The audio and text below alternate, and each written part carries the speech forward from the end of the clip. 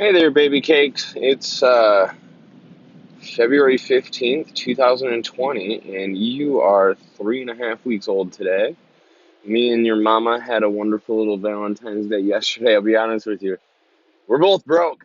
Ain't got no money. So we were unable to like go out to dinner or anything like that, but we had a nice little dinner at home, had cake, just enjoyed each other's company and loved on each other. And that's what really that Valentine's Day thing's all about.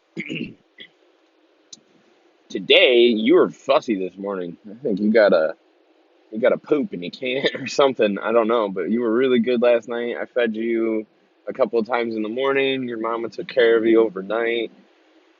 But this morning you woke up with a bad attitude. And if it's a pooping thing, I totally understand. Your mama has been saying that you probably have like heartburn, acid reflux. I think she's probably right because you get awfully fussy. You're not good at eating. I'm gonna be honest with you, little girl. Like you'll eat for like a minute and then it's all crying and I can't do this anymore and then you'll cry for a second and then I'll pat you on the back, we'll get you calm, try to feed you again. You'll start crying again. Your little body's starting to sort out and work out how to do this food stuff and it's taking a little adjustment for you, but we're getting you all sorted out. Otherwise, it's Mardi Gras weekend on the island, which should be interesting. Yeah, it'd be fun. I want to go check it out. My favorite band, Blue October's playing. I don't think we're gonna get a chance to go see them, but the party should be interesting. Anyway, so yesterday I introduced you to these videos. Today I think I want to get into like what my goal is with them, and I want to start by telling you a little bit about. I'll try to do it like a series, right? So if we're having a conversation about financial freedom or the power of your mindset or overcoming adversity, blah blah blah, I'll try to stay on that subject for a little while and stay focused on it. Today, I guess I'll tell you a little bit about me and where I come from. If you'd like to hear it, I hope you would. So you're never gonna know a world where the internet didn't exist. Me and your mom did. I was born in '88. Your mom was born just a couple months before me. No matter what she tells you, she's older. Um, but just a couple months. And when we were born, there was no internet. The computers were a thing, but they weren't in everybody's house. They were just starting to kind of get kicked off. I think we got our first computer at my house in like the mid '90s, and it didn't have internet. The only thing we could do with it was Microsoft Word. There was a calculator on there, and then my parents bought this Mickey Mouse game that I'd never. It was interesting, but it compared to what y'all get on your phones today, it sucked. It was awful, but it was cool when when it was the first time you ever saw it. And then we didn't have any video games or anything like that in my house until I think, shoot, I was probably 12 or 13 years old by the time we finally got like a PlayStation or anything like that. We never had any of that stuff. I don't think your mom did either. You'd have to ask her, but she grew up in Maracaibo, Venezuela, in a nice little Caribbean seaside city with her mom and her dad and five sisters. uh, Five sisters. I can't imagine the kinds of arguments that were had in that house about who's using whose shampoo and you're not supposed to wear that dress. It must have been a hell of a deal. But I'm telling you that because, me and your mom come from dramatically different places. She's a Caribbean lifestyle woman living down there right on the south end of the Gulf of Mexico, probably what, 40 miles away from Aruba. And I come from a city called Morley, Michigan, which is 45 miles north of Grand Rapids, Michigan, in the middle of nowhere. Like our neighbors were a mile away or 2 miles away from the house. We didn't have a neighborhood, we just had farmland. So we had like 40 acres of pasture and stuff. We raised cows and pigs and chickens and horses and guinea pigs, had lots of cats, birds, you name it. We had a little bit of all of it. Fortunately, my dad was a motorcycle fan, so he bought me a motorcycle when I was like 3 or 4 years old and taught me how to ride. So I spent a lot of my time riding motorcycles. Well, my brother and my sister were all about the horse life. I never got into it. Horses are a pain. I never really appreciated them. I think they're neat. I can definitely ride one. If you want to go riding horses anytime, Papa can take you. But I'd rather not. Let's go dirt biking. It's more fun. Horses have their own attitude. I don't trust them. They'll buck you off any minute. I've been kicked off plenty of horses. My little brother one time, he got kicked right in the stomach by a horse after he'd been warned. He was warned. You could see it. I saw a video of it, and you could tell clear as day that this horse was not happy with my little brother and that it was fixing to kick him. And my sister said, "Don't walk behind him. He's going to kick you." Boom! 2 seconds later, got nailed right in the stomach and blasted about 10 feet back. I don't know how he ever managed to have kids after that. But anyway, so when I was little, our whole life was living outside. And, my mom and dad, when they got enough of me and my brother in the house, they'd tell us, "Get the hell out of here. I don't want to see it for 2 or 3 hours." So we just go disappear. We had a bunch of hay barns. We had motorcycles and horses. There's always stuff for us to do outside. We had a big old sandbox and just all kinds of fun. Great big yard. One of the things I used to do a lot was just like I'd take a football and kick it straight up in the air and then I'd run it down. That was it. I'd do that for hours and hours and hours. I'd ride motorcycles for hours and hours and hours and take care of animals every single day. Every morning before we got up and went to school, we had to get up at like 5:30 in the morning every day to go take care of horses, and then we had to take care of horses at night. And it was an interesting life, but it's one that is not as available anymore.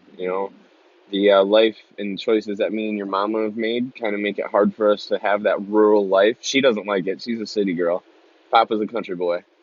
I'm from out in the sticks. I could step out my backyard and shoot guns if I wanted to. And I did a lot. My grandpa used to shoot guns from inside the house. Hell, I shot guns from inside the house a lot.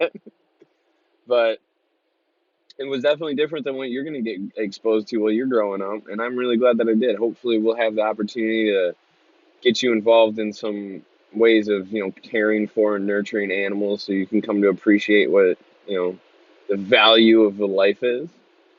And ideally, I'll just share this with you. So when I was a kid, we grew all the food that we ate. So if we had potatoes, they came out of the field. If we ate corn, it was out of the field. If we had steak, it was from a cow that we'd raised. If we had pork, it was from pigs that we raised.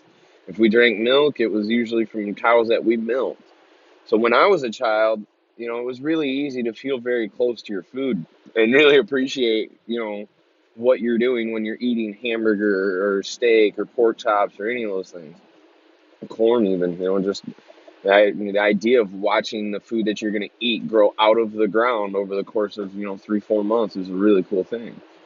And you're probably not gonna get as exposed to that as, I was or that you could have been, but it's important. So you'll have all kinds of people in the future talking to you about different dietary plans and this and that, and the importance of veganism and, how it's about respecting animals and all this other stuff. If you ever really want to know, we can get into it in some other videos and stuff, but when it comes down to like respecting and appreciating animals, I always refer to the Bible. And, as much as I've grown up and we had super cute cows, part of life was killing them, part of life was eating them. That was how we had to survive. And I don't regret a moment of it. It definitely makes you, it makes you appreciate what you're doing, and it makes you appreciate the food that you're eating a lot more. But you'll never hear me jump on this ridiculous train of, "Oh, we gotta stop eating meat because it's unkind to animals." Factory farming isn't good, but ultimately that's what animals are on the planet for. God provided us livestock for sustenance so that we could develop a domesticated culture that would allow us the comfort of access to food and access to water so that we could spend our additional brain power creating the world that you live in. And it's important to remember that without the domestication of animals in farming and in a lot of people's opinion, cruel activities towards those domesticated animals, we wouldn't be in the world that we are right now. It's just a simple fact. So I'm never going to disagree with any choices you make about what kinds of foods you want to eat or anything like that. But, I'm never going to judge you for eating a whole mess of steak either. It's good for you. It tastes delicious. Bison's even better. Matter of fact, it's a shame all them early Americans went off and killed all the buffalo because that stuff's delicious. Anyway, I digress a little bit. But, um, when I was young, my dad was, my dad was a man. He was a relatively unhappy man for a good chunk of my life. So, my mom and my dad weren't very good for each other. And I don't think they shared the same faith and they didn't have the same appreciation for kindness and love and compassion that is required to have a long-term healthy relationship. So my mom was always creating conflict. A lot of it was unnecessary conflict, but she would create conflict and then just make my dad crazy by calling him, your son won't listen to me. It's like, look, lady, you've said the same thing 10 times over and over and over again. I listened to it the first 5 times. I did what you asked. And you were that's not paying attention. But either way, she'd get him all wound up. So while he was on his way home from work, he'd stop and get him some liquor or some beer. And by the time he'd get home, he'd be halfway to drunk. And then, shortly after being home, he'd be all the way to drunk. And the frustration of hearing my mom cackling about this or that, and just all the problems that were going on in the house, he ended up being kind of a cruel man. There's a lot of things that my father chose to do to discipline me and my brother. My sister got off pretty light most of the time, but a lot of the things that me and my brother were exposed to for disciplinary reasons were probably illegal. But that's not really the point. The point is that, that kind of attitude created a lot of fear in my household, and it's taken a long time for me to get over that, first of all. Secondly, it demonstrated what actual, real deal toxic masculinity and toxic femininity can be in the world. My mom was an overbearing woman who wanted to control my dad, and my dad would use his masculine strength in a completely inappropriate way. And it created a lot of fear in the household, and it definitely gave an example of how not to act for me. Unfortunately, me and my brother and my sister, we all turned out okay. We have our own relationship issues with ourselves or amongst ourselves, but overall, everybody's fine, you know.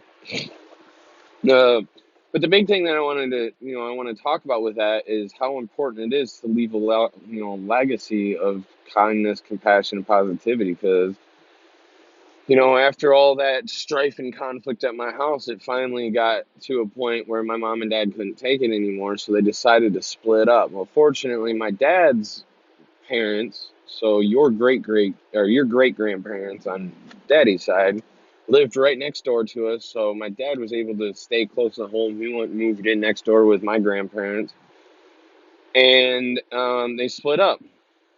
Well, it came to find out like Christmas Eve, or no, Christmas Day, when I was 15, 14 or 15 years old, that my mom had been having an affair for an extended period of time prior to them actually splitting up. And we got a phone call from a strange woman we'd never heard from before, and she just said, "I hope you know that your wife has been having an affair with another man for the last 4 years." And after that, a lot of things happened. So, once the cat was out of the bag on that, my mom got a lot more, I don't know, careless about being secretive, and she'd just have these men coming over to her house whenever she wanted to. My dad was stuck over next door having to watch it going on, and it wasn't good for anybody.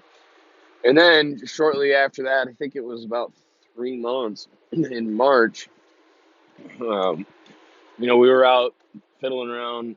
I was in the house doing something, and my dad was out working on his truck, changing oil or something. I don't know. We were always up to something. But he ended up coming in the house and he told me, "Oh, Ryan, I got to go to the hospital. I'm bleeding, or I'm pissing blood." Okay, well, that's serious. So we jump in the car. We drive an hour to the hospital. We get to the hospital, and probably, I don't know, 6 hours after being stuck at the hospital, the doctor comes in and says, "Well, sir, I'm sorry to say this. You have cancer, and it isn't good."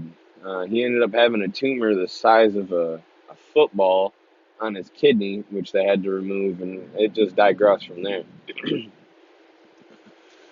And it was a really upsetting thing to go through. So it was a compound effect, right? My childhood home, I got kicked out of when I was 14 years old with the clothes I had on my back, and I never went back inside that house. And then, my mom and my brother and my sister all they stayed together, and they moved away after a short period of time, and I stayed with my dad and my grandparents, and he was going through cancer treatments, and there was a lot of problems with that because the conflict between the divorce and just a lot of things that all happened at the same time to create just a lot of pain, a lot of agony, a lot of disappointment and stress.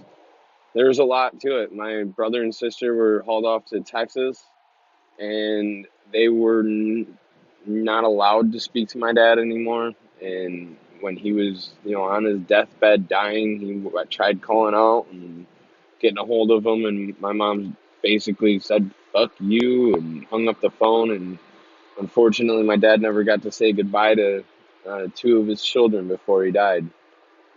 So, and it left me kind of. They didn't come to the funeral or nothing. My mom was just not having any of that. And it left a long term problem between us because obviously I felt abandoned. They felt abandoned. Everybody was all upset. And ultimately, at the end of the day, the reason a lot of it happened, the reason all of it happened, was out of just the pure selfishness of decisions that, I'll be honest with you, I feel my mom made.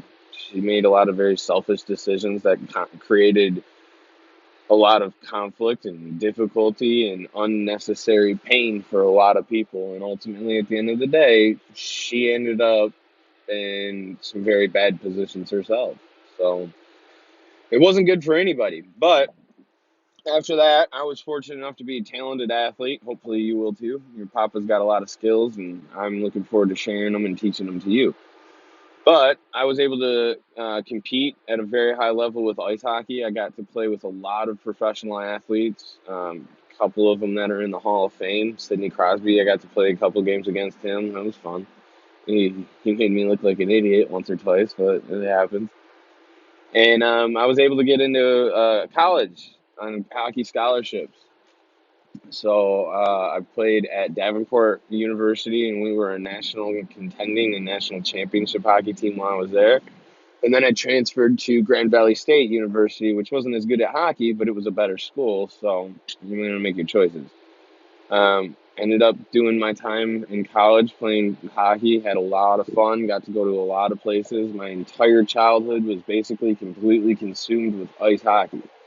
So, I didn't party in high school. I didn't go get drunk. I didn't do any drugs. I was up every morning at 5:30 in the morning, going to the gym, skating for 2 or 3 hours. Then I go to class for the day, and then after school, we jump in the car and drive, 2, 3 hours to go to a different ice rink so I could keep on playing hockey. And then on the weekends, Friday night, we'd pack up, throw everything in the vehicle, we'd drive to St. Louis or Virginia or Chicago or Milwaukee or New York or Ontario or Toronto or all over the world pursuing this hockey dream. So I'm extremely grateful for it because it kept me out of a lot of trouble I could have gotten into. One, two, it got me into college.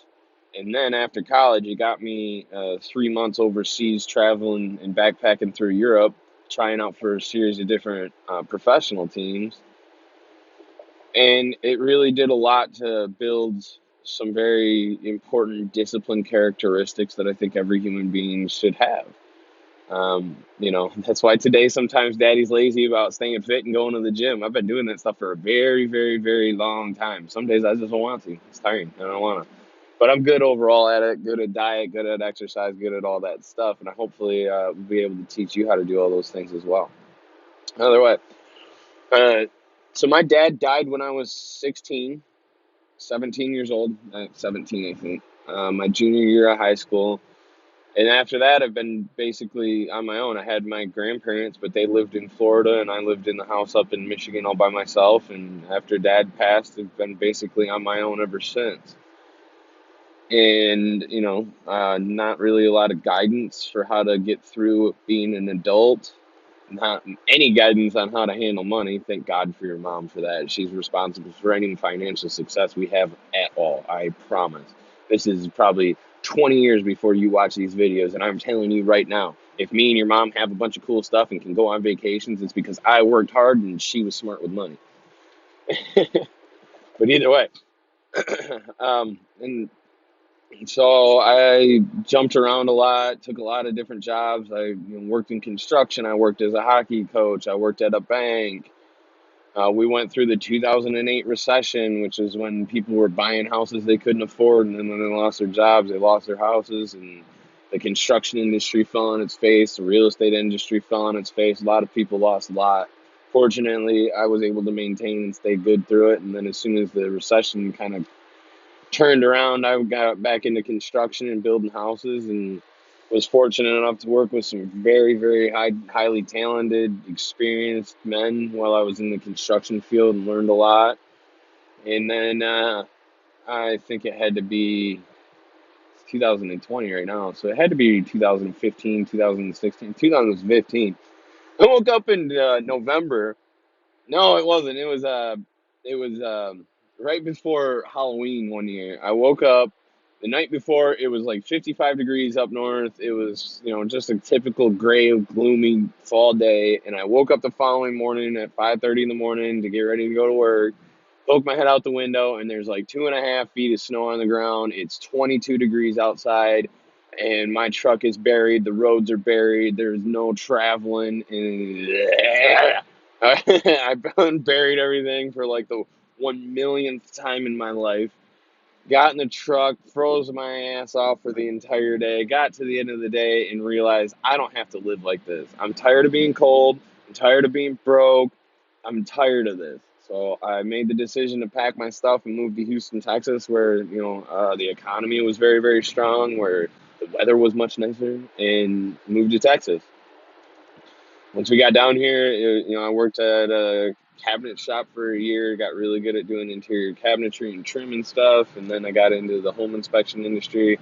I ran my own home inspection company for about 3 years. It was mildly successful, but the goal from that company was always to grow it big enough to either sell it off for a big old bunch of money or create an opportunity for me to move up to a different company where I can make a bunch of money doing other stuff. And after 3 years of some serious struggle, up until 2019, I was consistently making like $19,000 a year running that business. Um, Enough was enough. I had an opportunity to join Brian and Brian Inspections, which is a group of amazing people that provided me with a lot of stability, a lot of stable income, a lot of opportunity. They've been extremely understanding and patient with who I am at the moment as a person. And they've helped me get into a position where having you was a possibility. And I'm very, very grateful for that. And, it's been a lot. There's a long list of lessons learned, a lot of experiences that were had. My life is significantly different than your life ever will be, without a doubt. If you ever want to know what the world looked like before the internet came around, I'd definitely be able to tell you it wasn't so bad. It was actually pretty damn nice. Some of the downsides of the internet is with all this open communication, you have access to hatred and negativity just as much as you have access to positivity and good things. And there's a lot to be said with having limited contact and kind of living on a little island of freedom with no real rules or oversight to tell you how to live your life. Either way, I hope that that kind of maybe gives you a little bit of insight into your daddy, and that you feel comfortable asking me any questions about some of the things I've experienced, some of the life that I've gotten to live. This is just like a quick little blast overview of it. One of these days I'll tell you about racing motorcycles and traveling through Europe and jumping off of bridges and climbing on things. I did a lot. One of the big parts about being a man is pushing your limits and testing my strength. And I didn't have an adult male role model to show me how to test my limits and push my strength and all that stuff. So I just kind of figured it out as I went, which meant I put myself in a lot of positions that I could have very easily been killed from. And fortunately, Papa's been watching out the whole time and covering my back as my guardian angel. I know he's doing the same for you now. But without him watching out for me, there's a good number of times where I could have ended up seriously maimed or dead. A lot of these scars that I got all over my body are well earned and well deserved. But I want you to always remember that as you're growing up as a child, that, you come from strong people. You come from very, very, very strong people. I just told you a little bit about myself. I want your mom to tell you about her story. Her story is just pure. I mean, damn. She blows my mind every time I even begin to think about who your mom is and where she came from and what she's overcome to be where she is now. It's so much admiration and respect that I don't have the words to actually genuinely express it. She is by far and away the strongest, bravest, most considerate, kind human being that has ever walked the face of this earth. And I truly mean that if the world was full of people just like your mama, we wouldn't have wars. We would have a very happy and compassionate world where everybody got to live the life that they wanted to, judgment free, without any fear. And your mom is just every day. Every day she's just a knockout and blows my mind with the things that she has the capacity to do. And it really inspires me to be a better man. And I want you to learn from her example, because ultimately, for you to find the kind of man that you deserve in your life, one of the best things that you can do is to be an inspiration for him. An inspiration to be a better man, an inspiration to be a stronger man, an inspiration to be a more kind-hearted and compassionate man. That's what your mom does for me. She inspires me. She's not demanding. I'm not beholden to her. I have the freedom to do whatever I want whenever I want. She has the freedom all the same. But just that admiration and inspiration she provides me every day is something that I don't think you can have a successful long-term relationship without that. So I think I'm going to wrap it up for today, because I'm getting into some traffic and I got to start paying attention to my net map so I can go find this house. It looks like this first one today is going to be kind of a turd. It's a little bit older, and from the pictures, it can be falling apart, but we'll figure it out. And then this afternoon, I get to go drill holes in a stucco house and teach people about stucco, which is something I do quite a lot because I'm good at it. I know some stuff. Anyway, I love you, sweetheart. You are an amazing little girl and just the cutest damn thing. Even when you're having your struggles and crying and upset with stuff, I can't help but giggle at you because, your face is ridiculous when you cry. It really is. Like, you just make the goofiest face. The sound I could do without, but the face is funny. And then when you calm down, you start making all these little sweet little cooey sounds too. It's ridiculous. It's not fair at all, because the little cute sounds you make are just amazing, but the exact polar opposite of the screaming sounds you make. The little cutesy wootsy little coos and little talking that you're doing right now melts my heart. But the screaming that you do, holy crap, it makes me. I put these earphones in so I don't have to hear it quite so loudly. Sorry, baby girl. But you're amazing. I love you. And I will have another video for you tomorrow.